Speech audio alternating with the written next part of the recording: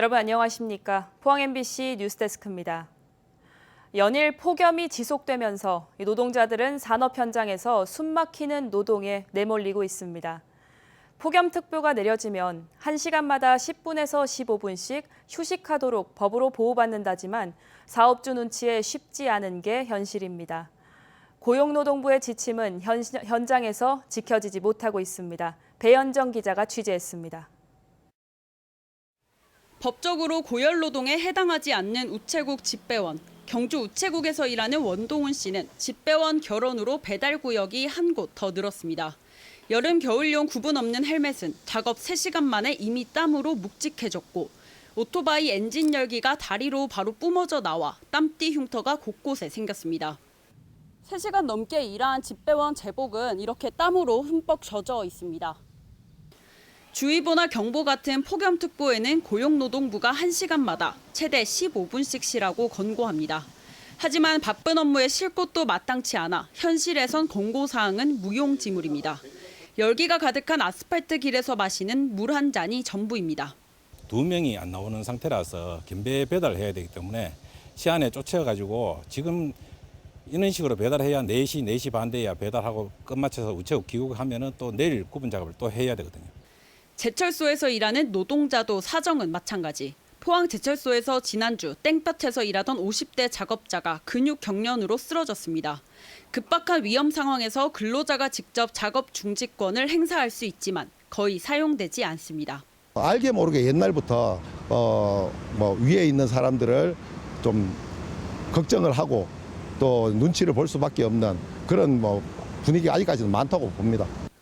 포항 제철소에서 질소 탱크 하청 제작을 하는 정영수 씨도 에어컨이 나오는 컨테이너에서 쉴 수 있는 시간은 폭염특보 없이는 점심시간 제외하고 하루 최대 1시간에 불과합니다. 작업 현장이 협소하고 또 들어갔다 옮기는 시간이 좀 있기 때문에 또 잠깐 이렇게 쉬는 거 말고 이제 길게는 쉬면 작업이 진행이 잘 됩니다. 민주노총 전국 플랜트 건설 노동조합 포항지부가 지난 한 달간 확인한 온열 증상 작업자는 5명. 노동 현장에 폭염 대책으로 내놓은 휴식시간 보장 등 산업안전보건법과 고용노동부의 지침은 현장에까지 와닿기에 역부족입니다. MBC 뉴스 배현정입니다. 폭염이 기승을 부리면서 경북에서 온열질 환자가 급증하고 사망자도 잇따라 발생하고 있습니다. 경북도에 따르면 7월 한 달 도내 온열질 환자는 모두 91명으로 지난해 같은 기간 56명보다 62% 늘었습니다. 사망자도 잇따라 어제 영천에서 밭일을 하던 70대가 쓰러져 숨지는 등 폭염이 기승을 부리던 지난달 29일부터 지금까지 최소 8명의 노인이 폭염 때문에 숨진 걸로 파악됐습니다. 울릉도의 한 해수풀장에서 초등학생이 취수구에 팔이 끼어 숨지는 사고가 났습니다. 어제 오전 11시 7분쯤 울릉군 북면에 있는 한 해수풀장에서 가족과 함께 울릉도에 와 물놀이를 하던 초등 남학생 한 명이 취수구에 팔이 끼어 숨졌습니다. 사고가 난 풀장은 울릉군청에서 운영하는 곳으로 수심은 37cm 정도였지만 취수구 수압이 높아서 팔이 빠지지 않은 걸로 추정됩니다. 경찰은 해수풀장 시설 관계자 등을 상대로 정확한 사고 경위를 조사하고 있습니다. 경주시가 민간의 처리를 위탁한 쓰레기 소각장에서 배수 불법 방류 의혹이 제기됐습니다. 위탁업체는 내부 직원과 주민들의 문제 제기에도 부인을 해오다 무단 방류 영상이 공개가 된 뒤에야 잘못을 시인했습니다. 경주시는 경찰에 수사를 의뢰했지만 관리 감독이 부실했다는 비판을 면하기는 어려워 보입니다. 장미쁨 기자의 보도입니다. 한 맨홀로 정체를 알 수 없는 액체가 버려집니다. 액체가 나오는 관로를 따라가 보니 소각장 폐수를 저장하는 건물 지하 저수조로 이어집니다. 이날 밤 1시간여 동안 버려진 양은 대략 24톤 정도로 추정됩니다. 어느 날부터 땡꾸러기가 오지 않았어요. 오지 않고 폐수 저류조에 약간 많았다가 적었다가 이런 현상이 벌어지니까 의심했는데 설마 이렇게 확 버릴 줄은. 폐수 불법 방류를 목격한 건 내부 직원들뿐만이 아닙니다. 인근 주민들은 이전부터 폐수 때문에 골머리를 앓았지만 최근 들어 악취와 거품이 더 심해졌다고 말합니다. 이 거품이 골짜기를 뒤덮습니다. 거품이 이 청을 샀죠. 청을 샀고 특히 새벽에 주민들이 이제 목격을 하거든요. 운동 오면서 목격을 하면 여기에 거품 산을 이루고 있다. 참다 못한 주민들은 지난달 14일 주민지원 협의체를 통해 문제를 제기했지만 운영업체는 불법 방류는 전혀 알지 못하는 일이라며 발뺌했습니다. 소각장에서는 이 부분에 대해서는 전혀 무관하다라는 것으로 부인을 했습니다. 부인을 했는데 14일 날 또 밤에 또 방류를 했어요. 방류 영상이 공개된 뒤에야 위탁업체는 설비 일부가 파손돼 지하실이 침수됐고 그 과정에서 폐수를 우수관으로 방류했다며 잘못을 시인했습니다. 뒤늦게 이 사실을 확인한 경주시는 위탁업체를 경찰에 수사 의뢰하고 행정 처분하겠다는 입장입니다. 지금 폐수가 무단 방류되는 거는 지금 증거 자료에서 확실하기 때문에 그 결과가 어떻게 나올지 모르겠습니다만은 수사 결과에 따라 가지고 우리가 그에 따른 알맞는 대응을 할 계획입니다. 경주시 쓰레기 소각장은 이전에도 폐수를 불법 방류하고 대기 오염물질을 무단으로 내보내 행정 처분을 받고 위탁 업체까지 바뀌었지만 이번에 또다시 문제가 터진 겁니다. 환경단체는 경주시의 안일한 대처가 문제를 키우고 있다며 강력한 처벌과 철저한 대책 마련을 촉구했습니다. MBC 뉴스 장미쁨입니다. 정부가 철근 누락 아파트 전수조사에 나서기로 한 가운데 경상북도도 도내 무량판 구조를 채택한 아파트 4곳을 대상으로 자체 점검을 진행하고 있습니다. 조사 대상은 모두 4개 단지로 경주와 경산 소재의 2017년 이후 준공된 아파트 3곳과 현재 공사 중인 구미 지역 아파트 1곳입니다. 앞서 국토교통부는 2017년 이후 준공된 전국 민간 아파트 중 무량판 구조를 채택한 단지는 모두 293곳이라고 밝혔습니다. 포항 차세대 배터리 리사이클링 규제 자유특구가 전국 최초로 4년 연속 우수특구로 지정됐습니다.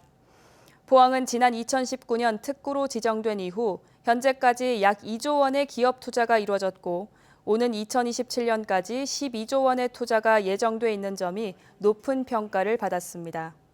아울러 에코프로, 포스코퓨처엠 등 선도기업을 비롯해서 솔루엠, 미래세라텍 등 중소기업들의 투자도 함께 이끌어내면서 소재에서 부품까지 생산하는 전주기 생태계를 구축하고 있어서 전국 29개 특구 가운데 가장 성공적인 곳으로 평가받고 있습니다. 이번 집중호우로 경북에서만 무려 27명의 인명피해가 발생했습니다. 특히 농촌의 경우 마을 방송 시스템이 제 역할을 못하면서 피해를 키운 측면이 있는데요. 중앙정부나 지방자치단체가 발송하는 포괄적인 재난 문자보다 좀 더 지역 밀착형 대피 안내 시스템이 필요하다는 지적이 나옵니다. 특히 읍면마다 설치된 강수량계에 주목할 필요가 있습니다. 이도훈 기자입니다. 오늘 점심시간은 12시부터입니다. 우리 마을에 자원봉사하러 나오신 분들과 마을 공지사항을 알리는 이장의 목소리가 방송을 타고 동네 구석구석에 전달됩니다. 하지만 지난 7월 호우 당시처럼 모두가 잠든 새벽 시간대에 빗소리까지 새차면 잘 들리지 않습니다. 이를 개선한 게 스마트 마을 방송 시스템입니다. 방송 내용을 입력하고 버튼만 누르면 등록된 마을 주민 모두의 휴대전화가 울리고 테스트 방송입니다. 메시지 내용을 자동으로 읽어줍니다. 경상북도는 예천 등 10개 시군에는 이 시스템을 구축했고 3년 안에 나머지 지자체에도 스마트 마을 방송이 가능하도록 한다는 계획입니다. 하지만 방송 시스템보다 더 중요한 건 내용이라고 주민들은 입을 모읍니다. 단순히 대피하라는 안내가 아니라 현재 기상 상황과 대피가 시급한 마을을 구체적으로 지정해줘야 한다는 겁니다. 여기 지금 인근이 영주시 봉연면인데 여기가 이제 소백산 줄기다 보니까 소백산이 높잖아요. 그래서 이 계곡이 깊어요. 그래서 그쪽에 비가 만약에 폭우가 쏟아져 버리면 한꺼번에 이게 몰려서 내려오니까 순식간에 대피 기준이 되는 강수량 수치도 읍면 단위로 세분화할 필요가 있습니다. 이미 도내 읍면 사무소에는 강수량계가 설치돼 있습니다. 예천군 감천 면사무소에 설치된 지자체 강우량계입니다. 실시간으로 내린 빗물이 이 물바지에 담겨 현재 강수량을 측정하는 원리입니다. 기상청 관측소는 시군당 한두 곳에 불과한 반면 지자체가 읍면별로 운영 중인 강수량계를 활용할 경우 훨씬 더 촘촘하게 기상 상황을 파악할 수 있는 셈입니다. 실제로 산사태가 발생하기 하루 전인 지난 7월 14일의 읍면 강수량계 기록을 살펴봤습니다. 2명이 실종된 예천군 감천면에는 이미 150mm가, 5명이 사망한 효자면에는 230mm가 넘는 비가 왔다고 기록돼 있습니다. 산사태 경보 발령 기준인 하루 강수량 150mm를 이미 초과한 상태였지만 예천에 위치한 기상청 관측소 2곳의 관측치는 각각 141mm와 105mm에 불과했습니다. 산사태 위험에 대해서 충분히 예측하거나 아니면 계측할 수 있는 그런 강우량계, 강수량 장비가 있었음에도 활용이 전혀 되지 않았던 이런 시스템이 가장 뼈아픈 거라고 생각됩니다. 우리나라의 공식 기상 관측치는 기상청 관측 자료가 기준이 됩니다. 하지만 재난 대비의 경우 지자체가 현장에서 생산하는 관측 자료까지 폭넓게 활용될 필요가 있다는 지적입니다. MBC 뉴스 이도은입니다. 포항에서 서울 강남 간 수서 고속철도가 9월부터 개통될 걸로 보입니다. 국민의힘 김정재 국회의원에 따르면 국토교통부가 어제 SRT의 포항 동해선과 창원 경전선, 여수 전라선 신규 노선 3건의 노선 면허를 발급했습니다.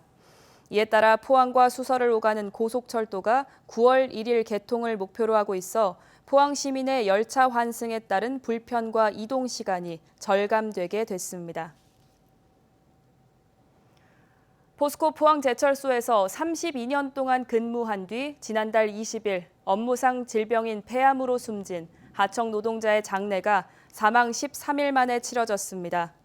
금속노조 포항지부는 김 씨가 숨진 지 13일 만인 어제 김 씨의 장례를 치렀으며 소속 하청업체 로렌롤 사측이 유족에게 사과하고 질병 예방 활동 및 개선 대책을 약속했다고 밝혔습니다.